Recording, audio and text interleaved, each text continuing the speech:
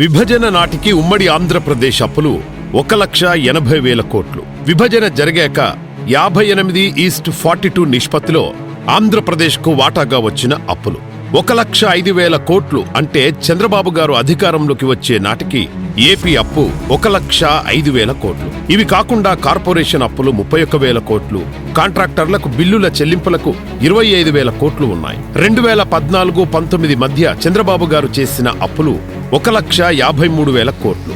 దీనికి విభజన నాటి పాత అప్పులు కలిపితే మొత్తం 3,14,000 కోట్లు. అంటే జగన్ అధికారంలోకి వచ్చే నాటికి ఏపీ అప్పు 3,14,000 కోట్లు. నవంబర్ 1, 2021 నాటికి అది కాస్త 6,22,000 కోట్లయింది. అంటే జగన్ ఒక్కడే 2 ఏళ్లలో 3,10,000 కోట్లు అప్పు చేశాడు. ఆశ్చర్యం కదూ?